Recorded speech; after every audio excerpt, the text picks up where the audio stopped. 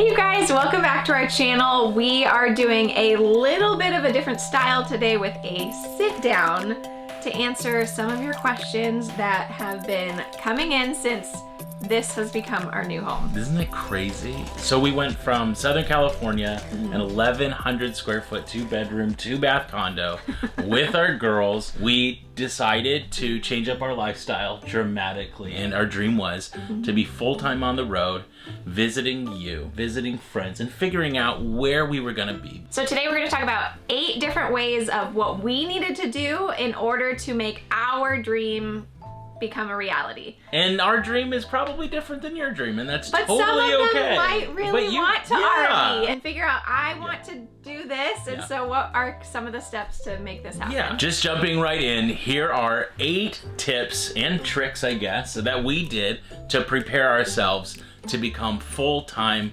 RVers. But first, before we jump into that, I want to thank CreditWise by Capital One for sponsoring this video.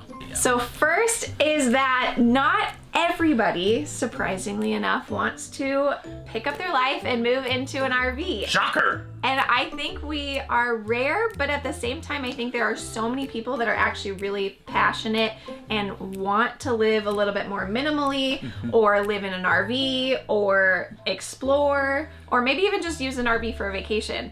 So first tip, number 1, is that you need to be on the same page, which means so much communication, so much figuring out, is this something that I want to do? Is it something you want to do? Is it something that I'm willing to come along with you? You come along with me? Or we're super excited, we're going to do this together. I have to be honest, this is probably one of the hardest parts, because I seek a little bit more comfort, Alex seeks a little more adventure. For some reason or another, Alex and I are a bit crazy.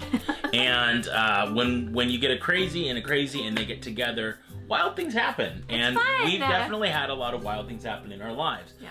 I will say this, that ever-changing, constant flow of RV life fits us well. We are adventurers. And so when she had originally proposed the idea to me, what would you think about selling everything, giving it all away, whatever's left, and living in a trailer? And I said, like, how big are they? And then, so I started to do the research, and I was like, she's onto something. This sounds awesome. The moment that we were able to kind of get out of that comfort zone and start dreaming together was when it became so much fun. I think you have to be able to be super honest and super transparent. So I get questions a lot of one person wants to RV and the other person is not on board. So I would say it's the same thing that when people come to us asking questions about adoption with our girls, it's something that you just need to take your time and get on the same page and keep having open communication until you both truly, not pretend, you both truly are on the same page. Okay, so for number 2, we worked on this one for years. And I would say this is the hardest part. This is, it's gonna be everybody's hardest part unless you already work from home. So number 2 is being able to work on the road, work from home, work remotely. I do know there are some people that work maybe like a fireman job where they can clump their days and kind of fly back and forth. Or you say nursing, there's possibilities nursing-wise, being a traveler, or things like that. But for the most part, the digital age has really allowed so many families to then become full-time RVers. Let's make a side note that working from home is not easy, and anyone who does knows that for sure. It is harder for me. Oh, for sure. To work from home than it was to go away 9 to 10. It's just so much harder. What are personal skills that you have? What type of job can you already start to maybe do on the side that can maybe progress into a career later on? You might have a skill that you want to test out. Test those skills at night. When we were working full-time and starting YouTube, we did our editing and our filming at night because we didn't have any other time. And so we did that for years that way. So I have friends that are in the RV life that also, their husbands are able to do like travel positions where they'll go somewhere for 3 months and work there. So they don't necessarily travel every week, but they can still travel. Live in the RV, but they have different skills. So take your skill sets, things that you already do, the job you already Yes. do, and try to figure out a way that you can take that on the road. So that brings us to number 3, which is still in the realm of financial, because I think the biggest questions that we get are financial. We sold our home in California, and we're constantly searching for where are we going to plant our family next. That's our like side, like I wouldn't say it's a secret anymore, but part of this journey and adventure was we wanted a little more space and a little more land to raise our family, and so we needed to explore, not necessarily outside of California, but at least outside of our area, and we decided we really want to go explore all the different states. So because of that, we do want to end up settling in a place one day, probably still have the RV and travel around, but we will have a home base somewhere. So for us to always be ready, just in case we find that perfect home. My farmhouse with my land and your chickens. And my chickens and my goats. So in order to be able to do that, I have to know that our credit is in a good spot, that our budget is in a good spot. And so we like to be in the know and be knowledgeable, and all that information just gives you power. So in order to keep an eye on our credit as we're traveling and going from place to place, we use CreditWise by Capital One. CreditWise is a free, easy to download app that anyone can download, regardless if you're a customer of Capital One or not. So it's just information for you guys just to have as extra tools in your pocket to track your credit score and to monitor your progress, and it'll alert you if your Experian or your TransUnion a credit report changes. And then one of their super helpful tools is their simulator on the app, where you can actually put in different scenarios and see how it's going to affect your credit, which I think that's just like a fun game to see. And it's super helpful because our travel life is changing. So between our adventurous life on the road in an RV and traveling and everything, and our ever-expanding family, we're so grateful to have CreditWise help us to make the best decisions today for tomorrow. Okay, number 4 is research the RV that is best for you. And how do you do that? I can't even tell you how many hours we spent researching, but it happened so fast. Mid-December, we decided we're gonna do this. And by mid-January, we had the RV in hands with keys. It was something that, because we had already planned for a long time and we kind of knew what we were doing, but we had no idea the layout of the RV or the kind or the age or anything like that. We're crazy now that I look back on it. There was a stack of papers that I just printed off, RV after RV, and then I could compare the different ones. And there was a pros and cons, as Alex would do. Pros and cons list and everything. So we ended up making ours a little bit bigger lengthwise than we wanted, but it was the only way to get the layout that I wanted. I wanted that back room that closed off, that the girls could have their own room, their own space. So there was a couple features that were just important to me, but it's a matter of what features are important to you. Yes, and what was important to me was keeping it under 30 feet. And I told Alex, this is what needs to happen for towability and this and that. And I gave her these kind of parameters, and she kind of zipped them out of the water. And we ended up with a much bigger RV than we had intentionally.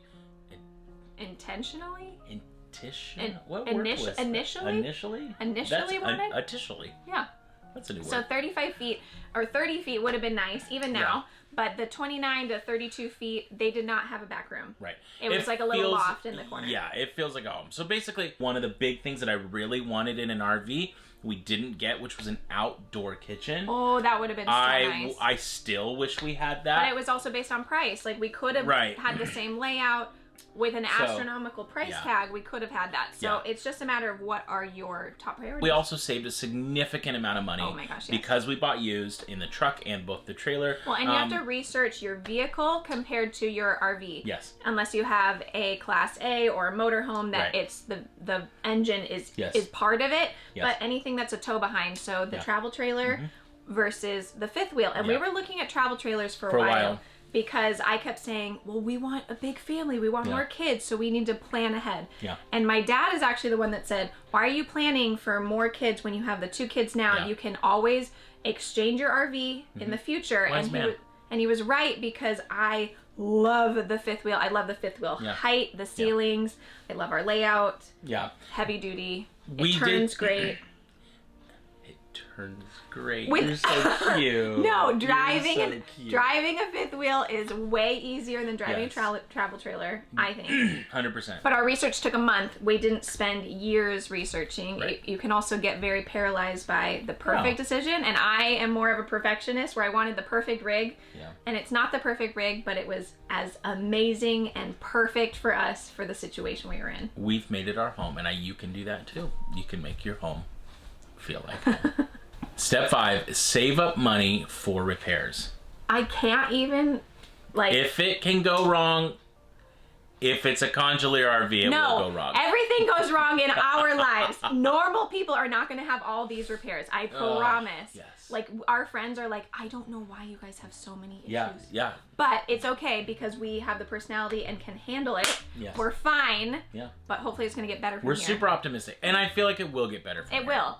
But our friends, even that don't have the crazy amount of repairs that we have had in the first few months of RVing, you still need to have a massive nest egg to comfortably go RVing on the road. You don't want to be stranded and not be able to financially just fix your RV or truck right then and there. I think we've had about $4,000 of repairs since we started RVing. Yeah. And that's just on the RV, not the truck. So praying every day, just as I walk past my refrigerator, I'm just like, please, I love you, please don't die.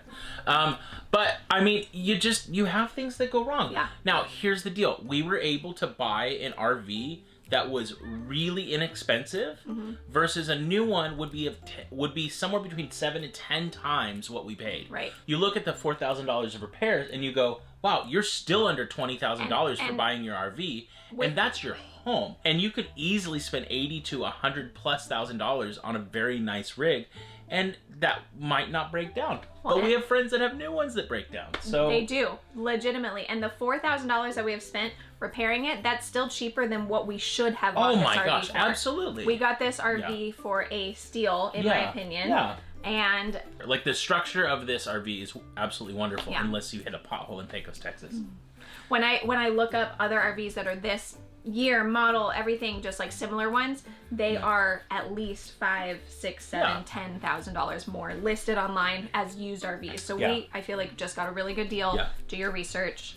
Yeah, and just kind of know what things go for, and then don't be afraid to say, I would like to pay less for that. Yeah, but have that money in savings ready to go for if you do have repairs. But I would say most of the time people say just like a few $100s a month on repairs for your RV. Right. Because that leads us to number 6 is become a DIYer. Yes, it's so important. Do it yourself. To learn how to be handy, I think, is something that I'm grateful that I am. Philip is handy, but he is not experiential handy. No. It's not like he was a contractor, electrician, anything. It was just willingness to learn. Yeah, I was really inexperienced when we went into our first condo situation. Sure. And she was like, I want new floors. And I was like, oh man, really? Like, I don't know if I can do that. We extended our floors into the bedroom. So you just do YouTube videos and you learn how to do baseboards, and you go online and you figure out how to do little things in there. YouTube is the answer to all questions. I mean, you really think about it and you're like, man, like, technology has really allowed